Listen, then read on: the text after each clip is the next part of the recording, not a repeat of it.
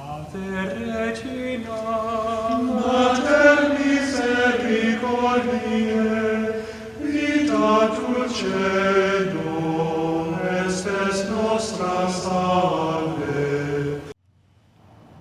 Alleluia, alleluia, alleluia.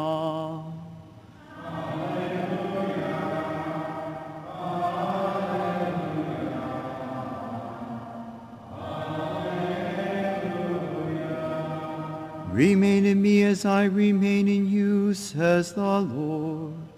Whoever remains in me will bear much fruit. Alleluia, alleluia, alleluia. The Lord be with you. A reading from the Holy Gospel according to Matthew. Jesus said to his disciples, "Beware of false prophets who come to you in sheep's clothing, but underneath are ravenous wolves. By their fruit you will know them. Do people pick grapes from thorn bushes or figs from thistles?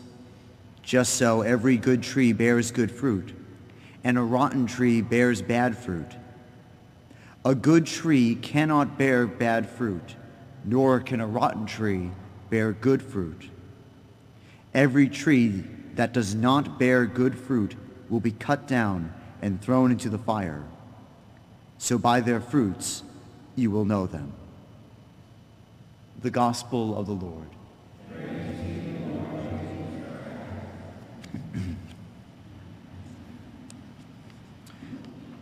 It seems to me that there are sort of three phrases that stand out excuse me, today. Of course, now I can't see it in the text here. That's typical. But as soon as the king comes in contact with the book, which would be like Deuteronomy essentially, the book of the law, the prophets, for the covenant, he tears his garments. That's one. The other one, all the people stood as participants in the covenant. And the third one, by their fruits you will know them. Today we celebrate the feasts of Saints John Fisher and Thomas More. And if you don't know anything about these guys, you have to look them up. They're amazing. And considering the fact that we're Americans and our culture is actually very close to England's culture in many ways, it's actually really helpful for us to look it up. But a personal favorite of mine is Thomas More. And if you don't know anything about the story, you're going to get it all. And if you know everything about the story, you can tune out for the next 2 minutes.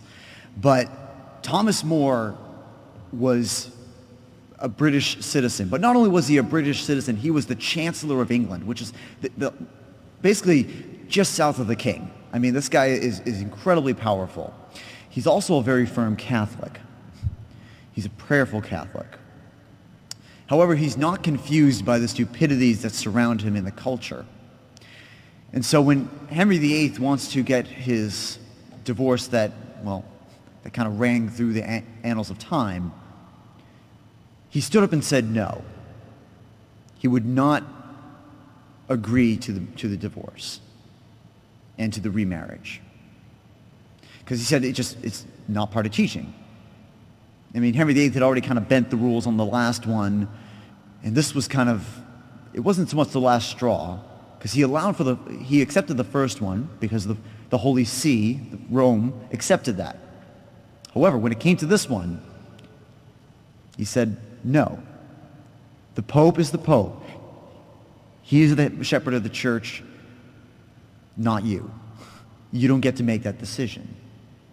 It's interesting. We have a lot of cool saints that actually, John the Baptist, who's coming up very soon, these martyrs for marriage. It's really fascinating. Like, these are the people who stood for the integrity of what marriage is. And they literally were beheaded because of it. And people think of the priesthood as this like highest vocation and probably the only thing that we think of in relation to martyrdom. But this was a married man, along with the bishop, who were both martyred because they wouldn't give in to a false notion of marriage.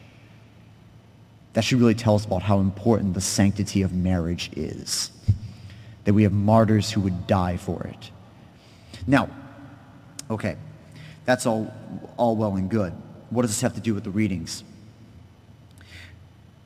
This book of the covenants had been lost.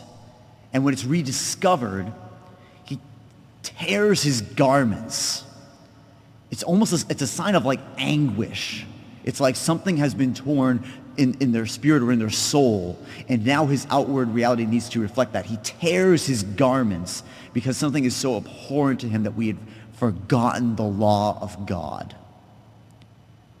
People had forgotten the law of God, and so he tears his garments in a sign of that. And he calls all the people, and he makes them all listen to the law and tells them, we are a covenantal people. We're going to abide by the covenant. And what happens? All the people stood as participants of the covenant. Okay, I'm going to channel one of my seminary professors here who says, a covenant is relationship sealed by an oath with mutual responsibilities and mutual benefits. Okay, that's the technical term for it. An obligation, it's a relationship sealed by an oath with mutual benefits and mutual responsibilities. These people are standing in this covenantal relationship, this sanctifying relationship, right? This marital relationship with God, right?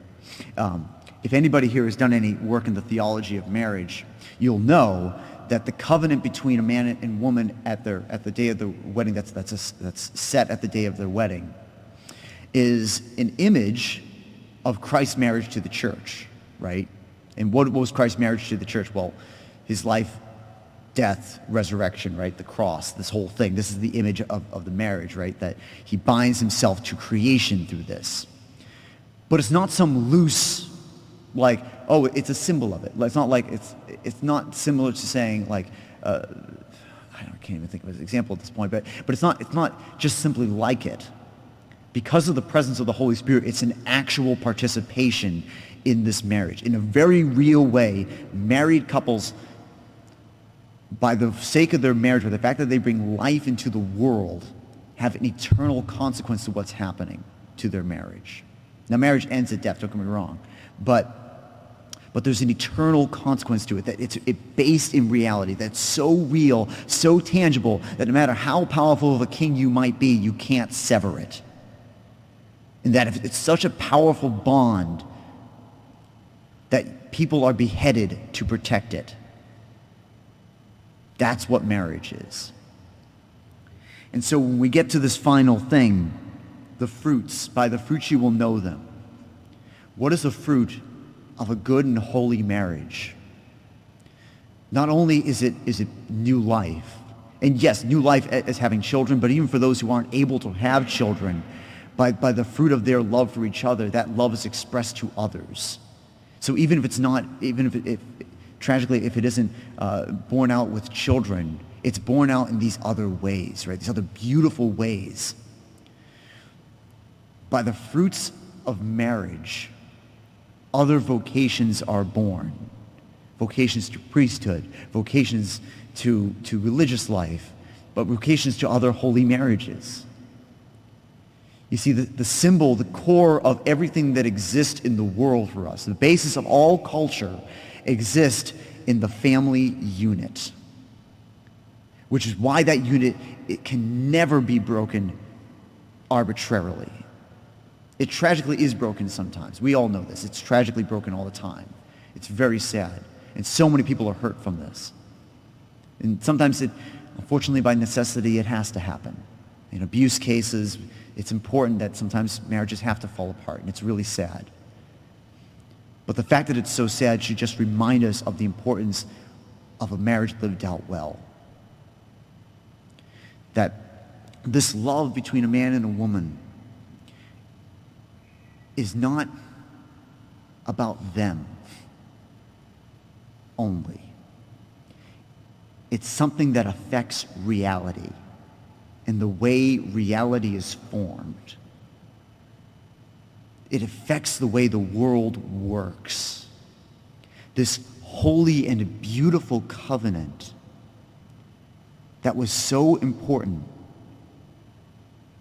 that this man, St. Thomas More, and this bishop, St. John Fisher, said that when the entire world around them, all of England, every single other bishop, just about every other bishop and cleric in the entirety of the Kingdom of England was telling them this marriage is okay. In fact, if you look at the archives in Rome, you can see the scroll that requested the divorce, that requested the acceptance of the marriage. And on the bottom of it are all these ribbons with just hundreds of seals of the different bishops that are approving this. And yet 2 men that we honor today say no. God gives us this sort of clarion view to kind of keep the bark of Peter on course, to keep the ship of Christ, of the church, on course, and says, no, this is what marriage is. It genuinely saddens me sometimes when one of the great blessings of being recently ordained, and people are so wonderful to me, just so good, that they came up to my parents so often and said, you must be so proud of your son. And I'm sure they are. I try not to ask them about that. That seems really weird. But they've said this to me, and they're very proud of me, and that's wonderful. And I love them all. They love me, yada, yada, yada. Wonderful. Okay, great. But I will say this. I am almost more impressed by my siblings who are raising children in a world that just doesn't want children to be alive. That is, quite frankly, angry that Roe v. Wade might very well be turned over. I love my siblings that are married because they're standing up for marriage in a time that just says, it's just a piece of paper, who cares? They're standing up for marriage and for their kids in a time that says, well, your kids could be boys, your kids could be girls, what matters, da-da-da-da-da. And they're saying, no, these are my children, and they belong to God. Me and my household, we will stand as a covenantal people with the Lord, and the fruits of our marriage will be recognizing who Christ is, that the reality of our marriage should always witness to the cross, should always witness to Christ marrying the world by shedding his blood. By their death to self, they image Christ's death to himself, Christ's death for us. By the fruits of their love, blessed by God, they witness to the resurrection of Christ. Marriage may seem like a very wonky thing at times, and I'm not married, so I'm not going to pretend to tell you all the struggles outside of those that people have had the privilege of walking with. But I can tell you it's a holy thing. I can tell you it's a beautiful thing. That the love between a man and a woman, and when God blesses them with the fruit of children, or even doesn't bless them and has called them to something else, a different way of expressing that fruitfulness, whatever that looks like, that might be one of the most pure symbols of Christ I might ever see. It's an image of the Trinity, the very life of God, the fruitfulness of God. St. Thomas More, Blessed Bishop St. John Fisher, pray for us. Regina Celi, Letare, alleluia, qui aquam meruisti portare, alleluia, resurrexit sicut dixit,